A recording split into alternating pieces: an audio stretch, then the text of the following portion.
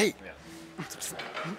The bass is here. See, we have to share the bass. There's one bass in Ajijic. So now the jazz band is going to rehearse, because we rehearse too.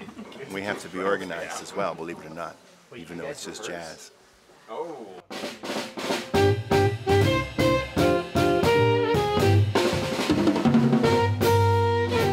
I love going to Mexico for the Northern Lights Festival. This will be my third time. Ajijic is a beautiful little town about an hour south of Guadalajara. This was a highlight of their year. They want to bring some really great music to their small town, and they're there to support it and fully appreciate it, which is great. Everyone gets behind it. One year, one of the classical musicians took ill, so one of the other musicians, Drew Jureka, put on a little jazz concert. And since then, they've had a jazz component to the festival because they liked it so much. This year I'm leading the jazz quartet. Usually I'm just a member of the quartet, so that's kind of an exciting challenge. But it's a wonderful festival and a wonderful spot. It's a great band with Nathan Hiltz on guitar, Artie Roth on bass, and Daniel Barnes on drums, so I'm really comfortable with them. They're really great players. What are you doing? Warming up my muscles, warm-ups. You know, playing an instrument is very physical. Gotta warm stuff up. Is this your first time here? No, it's my third time. Third time here. And what do you think of it? Oh, it's an incredible gem of an experience.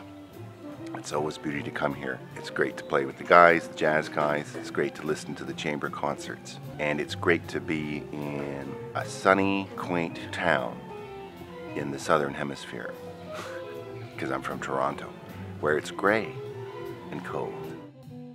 So for us, jazz musicians who play in clubs and sometimes concerts, this is a dream, folks. This is a real dream. And for those string players who are reading the charts written by the jazz players, this is a nightmare, folks. This is a real nightmare. One of the things that we hope to do is to have a string quartet perform with us at our auditorio show. We've done that in the past. It's really fun, you know, to try and arrange some of our own music to be played with string quartet, so that's an exciting challenge. The main component to jazz, of course, is improvisation. It's something that I look forward to and something that I do, but I'm always so amazed that there's some of the classical folks at this festival, it looks like they're improvising. They're putting that much heart and soul into it. It's not like something they've memorized and learned. It really feels like the music is coming out of them, and that's why I really admire them at this festival. They really add so much that way. So it's an interesting meeting of the two worlds. It's a challenge because we approach music differently. The string players aren't used to swinging like we are in that certain kind of jazz time feel. So I found that you really have to write things in the right way for them to bring the most to it. And then it's a challenge for us to, you know, adjust our volume and play with them. So it's always interesting, exciting, and I was really happy with the results. You know, hanging out with all these different musicians, hearing stories and you know, exchanging ideas and being in that atmosphere with lots of great musicians is really fun. One of the similarities between jazz and classical musicians is we both have practiced a lot, we both perform, you know, the musicians, we perform a lot, we get a thrill from performing.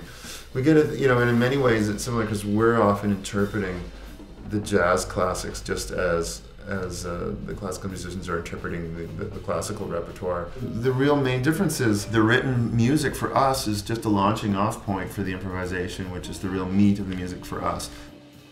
In the classical world, the written music is more the total foundation of the music. To me, I find it's probably more difficult because you really have to work hard to interpret that and bring something of your own into it.